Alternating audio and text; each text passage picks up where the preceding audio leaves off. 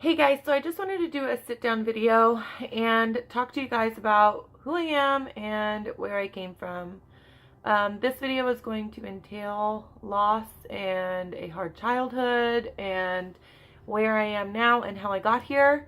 So if you guys don't want to watch this kind of video, go ahead and skip it. But if you do, stick around because it's going to get real. I just want to start out by saying that growing up, I didn't grow up with a lot. My parents both worked full time, and my mom was actually going to school, and we were still on food stamps, guys. Like, I remember food stamps when they were paper.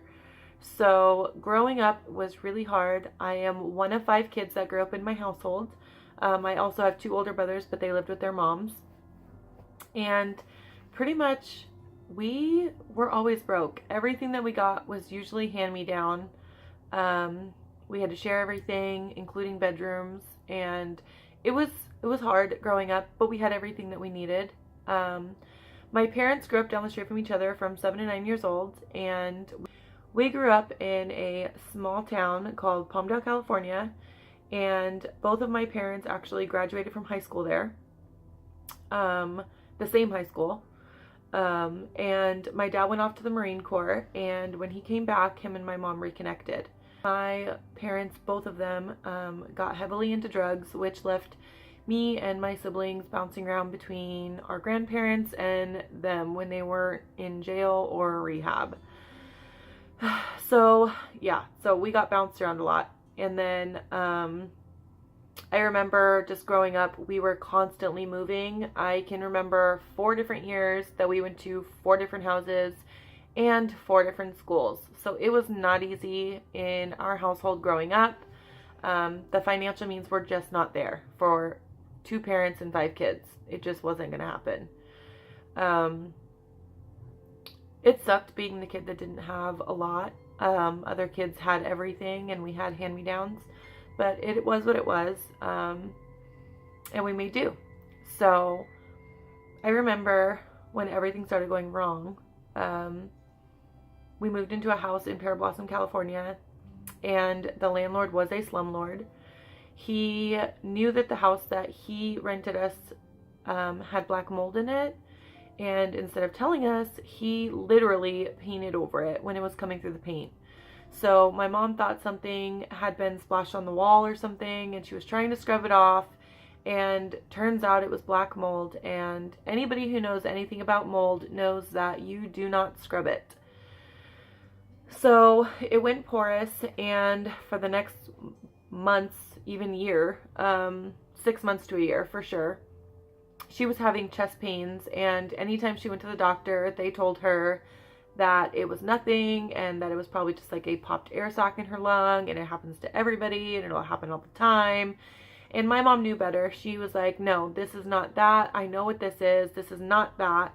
And I need to see a doctor. And so she went to doctor after doctor, and finally somebody did an MRI, and it came back that the bottom lobe of her lung and spreading into the top was covered in cancer.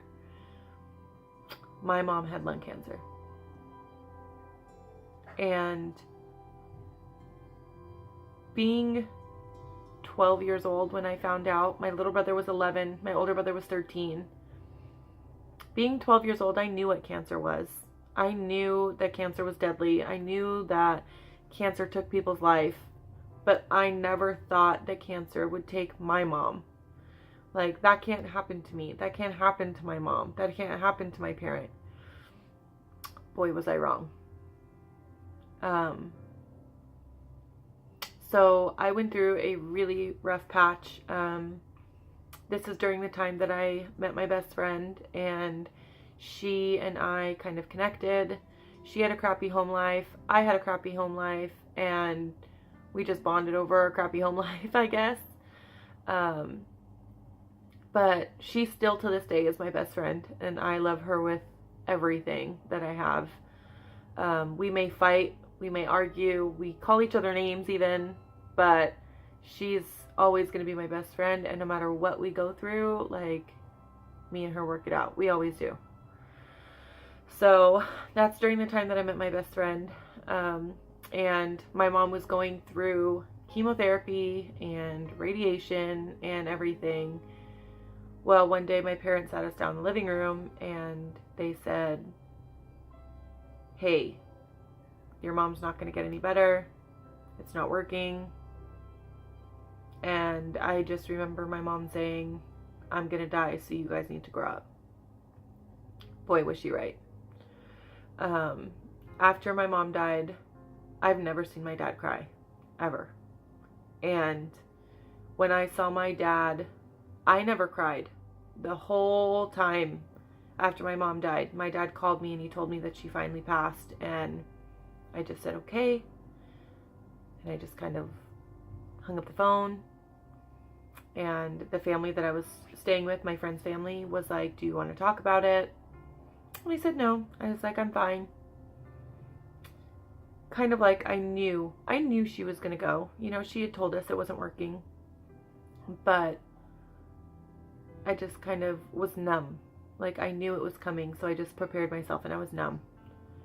And it wasn't until my mom's funeral when she was up there and my dad fell to his knees and was like curled up in the fetal position. And guys, my dad's not small.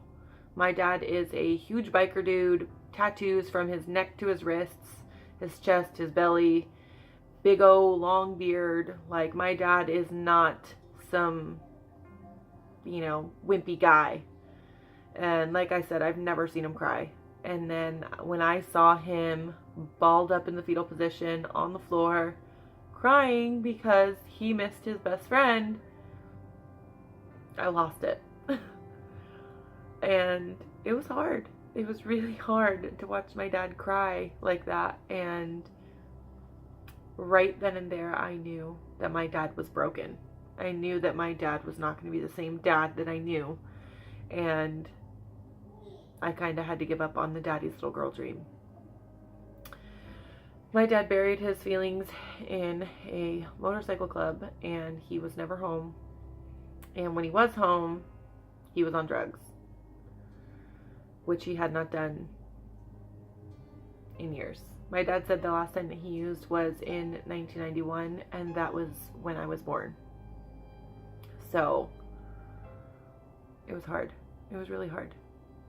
My mom passed away 2 months to the day before my 15th birthday. And I remember I sat that birthday in my room bawling my eyes out the whole day. I couldn't get a grasp on myself. I felt lost. I felt scared. And everything was finally sinking in that she was gone. She wasn't coming back. And I hated it. I hated myself. I figured like maybe I would have done something different. Maybe I could have helped her more while she was sick. Maybe I could have done something. And looking back, I know that I couldn't. But at 15, you wanted to. I wanted to do something more for her, and I couldn't. So at 16, me and my dad ended up getting into a huge argument. He was still on drugs, and he kicked me out. I've been on my own since 16, and I have not gone back to my dad's house all but like 2 months since then, and that was in transition out of my ex-boyfriend's house. At 16, I was dating a 22-year-old, which I should not have been doing. And I would still go to school and stuff. Like, I would walk to school, and it was what it was. I think my dad was kind of like at the point where he just kind of pawned me off onto my ex-boyfriend because he didn't want to parent anymore. And I kind of understand now. My dad was never the enforcer parent. He was the work parent, and my mom was the parent. Like, my dad just was the paycheck. Like, he didn't really parent us growing up. So, I mean, I can understand him feeling lost and scared, having 3 kids he's got to take care of by himself. So I kind of understand where he was coming from. But it still sucked for us kids, you know. Back to living with my ex, and going to school. While I was going to school, I ended up getting kicked out of high school for too many confrontational arguments. And Lord knows that the confrontational arguments were because I couldn't control my anger and because I had a lot of pent up frustration from my mom dying. So, I mean, there was a lot going on. And then my dad kicking me out and my dad never being there. There was just a lot. So I got kicked out of high school and I ended up going to independent study, where the teacher there was actually friends with my dad's side of the family, and he had played baseball growing up with my uncle, and he basically grabbed my hand and didn't let go. Like, he supported me academically, he supported me emotionally, like he knew when I was upset, even when nobody else did.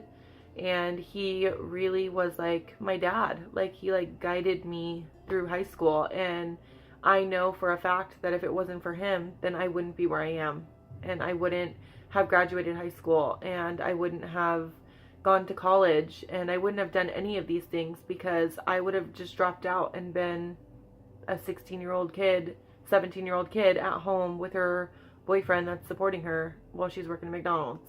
Like, I knew I wouldn't have been. Like, I wouldn't have done anything with my life. So I have to give it up to him. I still talk to him to this day. We still text occasionally. And if it wasn't for him being that father figure in my life, I don't know where I would be. So fast forward 4 years down the line, I ended up breaking up with my ex-boyfriend because he was just into a lifestyle that I was not into. I met my husband and we grew a really close bond as friends, and I knew that I started feeling more things for him, and I just couldn't really understand how the person that I've been with for so long makes me feel so crappy about myself, and he lets his friends and himself verbally abuse me and make me feel less than. And so I couldn't figure out why my husband, now friend at the time, made me feel so great about myself. Like, I just didn't understand. And I started thinking about it, and I said, this isn't right. Like, I don't need to be with this guy anymore. And I gave him an ultimatum. He obviously failed, and I ended things. My husband, at the time, he was in a different relationship. He ended his relationship, and then shortly after he ended his relationship, I ended my relationship, not so we could be together, because that wasn't discussed, but it just so happened to work out that way. We ended up becoming toxic, and I know a lot of my faults in it was because I didn't have that relationship to look at, a healthy relationship. And so me and him ended up having to really work on it. Well, we came to the point where we were tired of working on it all the time, and we were tired of fighting all the time.